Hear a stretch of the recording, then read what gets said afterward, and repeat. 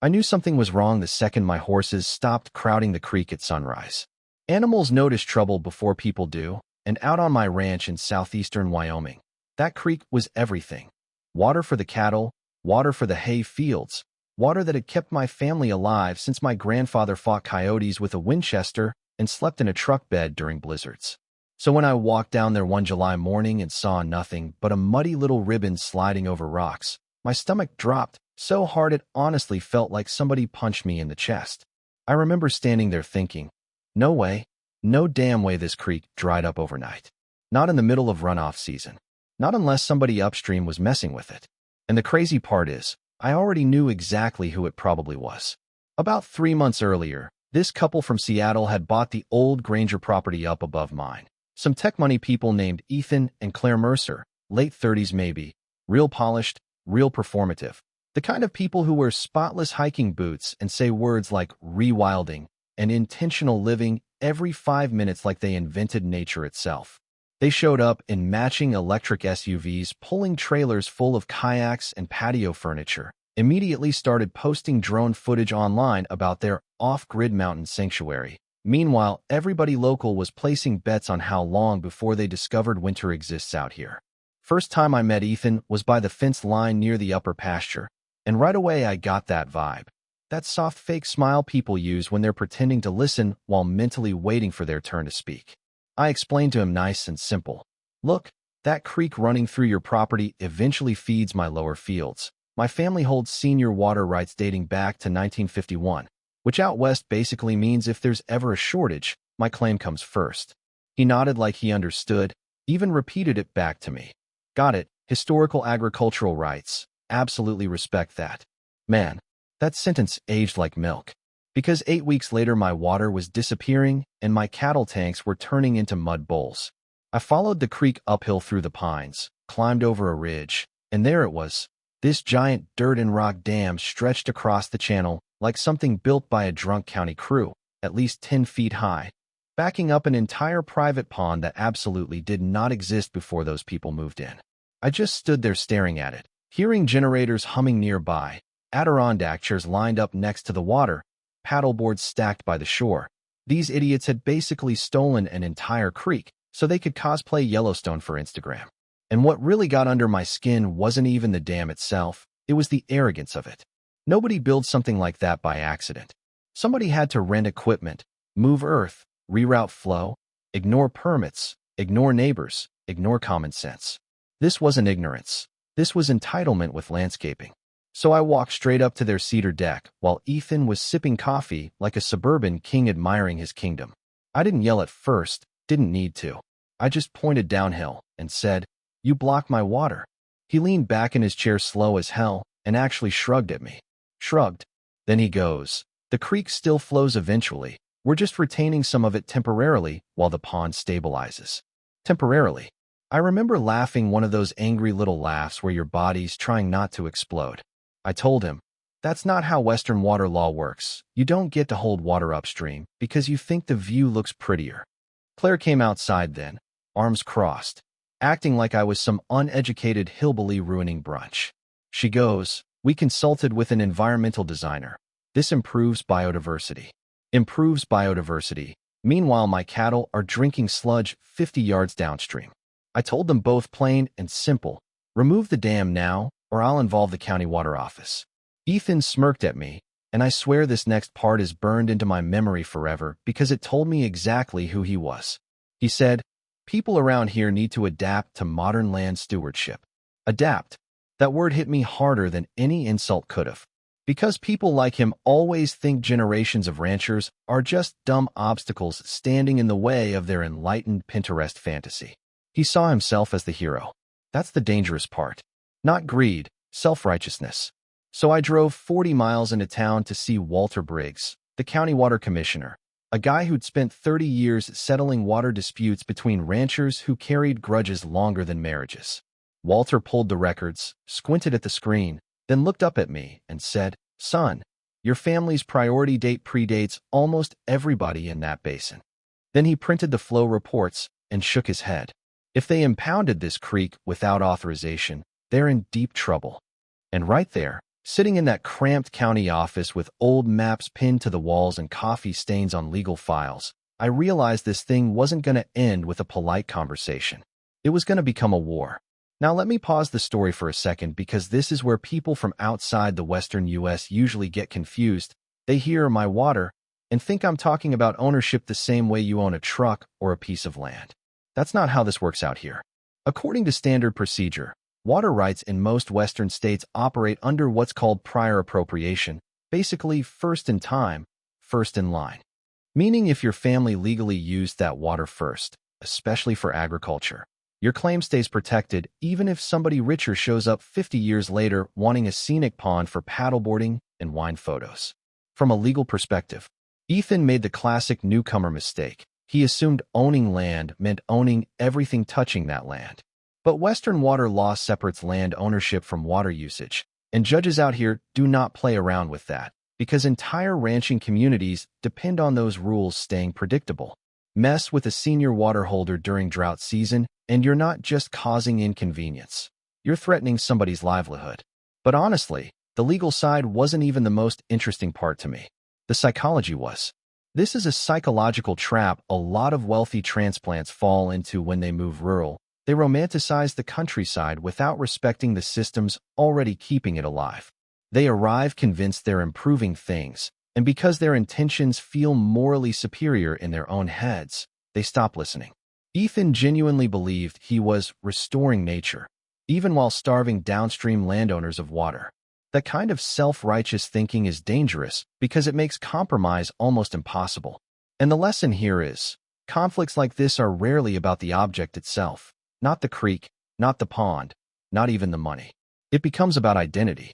To him, removing that dam meant admitting he didn't understand the land as well as he thought he did. And for guys like Ethan, ego usually costs more than the original mistake ever would have. Walter didn't waste time. Next morning, he drove out with measuring equipment in the back of his county truck, checked the upstream retention levels, measured downstream flow rates, photographed the whole setup, and by noon he had enough evidence to make Ethan's little eco-resort fantasy look real bad on paper. The creek flow reaching my property had dropped almost 70%. 70. That wasn't a misunderstanding anymore. That was obstruction. Flat-out illegal obstruction. Walter posted a violation notice directly on their gate ordering immediate corrective action and giving them 14 days to restore lawful downstream flow. Honestly, if Ethan had swallowed his pride right there, breached part of the dam, maybe apologized like an adult, this whole thing probably ends quietly. But pride does weird things to people once they feel challenged publicly. Instead of fixing it, Ethan doubled down. 3 days later, I saw survey flags appear around the pond. Then contractors. Then an attorney's SUV parked outside their place. That's when I knew this had escalated beyond common sense. My pastures were already yellowing by then.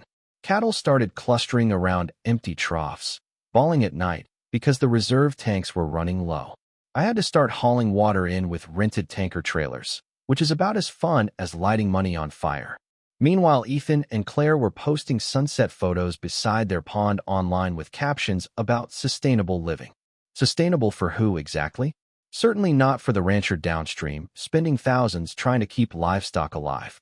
I hired an attorney named Diane Holloway, older woman, sharp as barbed wire, born into a ranching family up in Montana.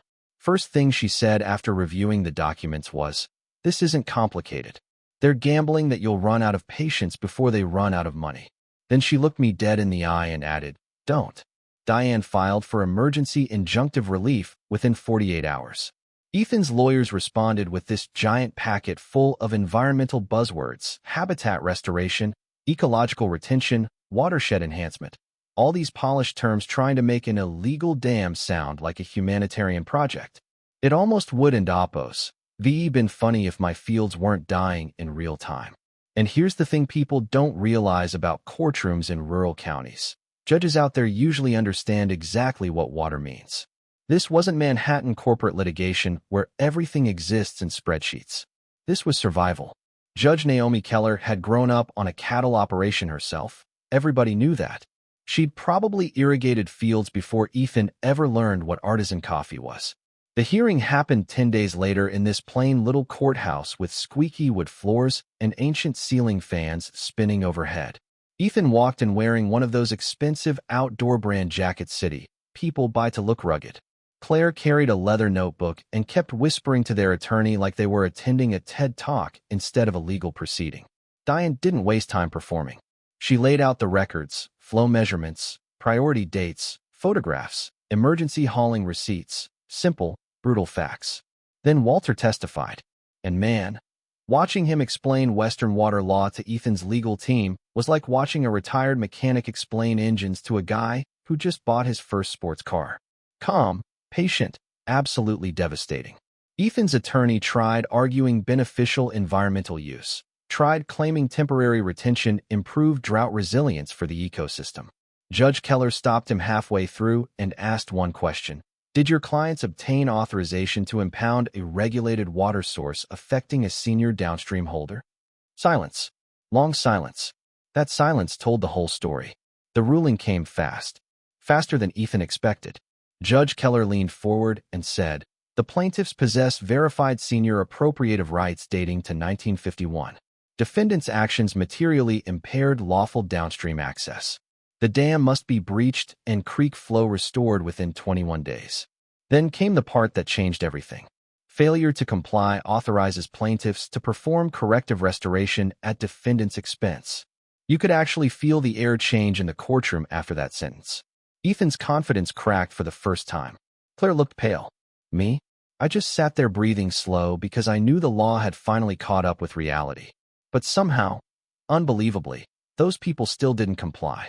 21 days came and went. Dam still standing. Pond still full.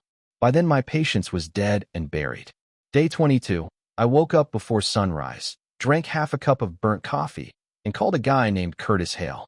Curtis owned an excavation company and had spent years clearing flood channels and dismantling illegal berms after spring runoff. His response was simple. What time you want me there? We rolled onto that property just after 8 a.m. 2 trucks, 1 excavator, Diane documenting everything with a camera, county sheriff notified beforehand so nobody could pretend they were victims afterward. And man, I will never forget Ethan's face when he heard the excavator coming up the access road. He came storming outside yelling before the machine even unloaded. You can't be here. Curtis shut off the engine for a second while Diane handed Ethan a copy of the court order. Ethan scanned maybe 2 lines before realizing this was actually happening. Claire started shouting about environmental destruction, emotional trauma, private property rights. Funny how people suddenly rediscover legal boundaries when consequences arrive at their doorstep. Curtis looked at me waiting for the word. I nodded once. That excavator crawled forward slow, steel tracks grinding against gravel, hydraulic arm lifting into the air like some prehistoric animal waking up angry. Then the bucket punched into the side of that dam. First hit cracked the outer wall. Second hit tore a channel straight through the center. And then, nature took over. Water exploded through that breach so violently it almost looked alive. Weeks of backed-up pressure came roaring downhill in this muddy surge carrying branches, reeds, and chunks of earth with it. The sound was unbelievable, deep, thunderous, like the land itself exhaling after being strangled. Within minutes, the artificial pond started collapsing inward, shoreline sinking, all those cute little lawn chairs near the edge tipping sideways into the mud. Claire actually screamed watching it happen. Ethan stood there frozen, jaw clenched so tight I thought his teeth might crack. Meanwhile, the creek below the property started filling again, rushing through the natural channel exactly where it belonged. I drove downstream afterward just to see it with my own eyes. Water spilling through my lower pasture again. Cattle crowding the banks, animals drinking clean flow instead of muddy sludge. I'm not ashamed to admit that moment hit me emotionally harder than I expected. Because it wasn't just water. It was relief. It was vindication. It was my grandfather's land breathing again. But Ethan still wasn't finished embarrassing himself. 2 weeks later, he filed a civil claim against me for destruction of private improvements, emotional distress, and property value loss. Emotional distress, from his own illegal dam getting removed under court order. Diane laughed so hard reading that complaint, she nearly spilled coffee on her desk. Judge Keller dismissed it almost immediately. Then she added penalties. Ethan and Claire got ordered to reimburse my legal fees, excavation expenses, emergency livestock water hauling costs, county enforcement expenditures, everything. Total bill landed somewhere north of 40 grand by the time it was done. And because karma apparently enjoys piling on, the State Environmental Division investigated afterward and discovered the Mercers never secured proper earthwork permits either. So they got fined separately and ordered to complete supervised stream restoration to repair the ecological damage caused by the unauthorized impoundment. That's the part nobody talks about enough. These people claim they were protecting nature while literally disrupting a functioning watershed the entire time. In the end, the pond disappeared, the creek returned to normal flow, and by first snowfall the Mercers quietly listed the property for sale. No more social media updates. No more sustainability speeches. Just a for sale sign swinging in the Wyoming wind like the world's most expensive reality check. Looking back now, the weirdest part of this whole thing is how avoidable it was.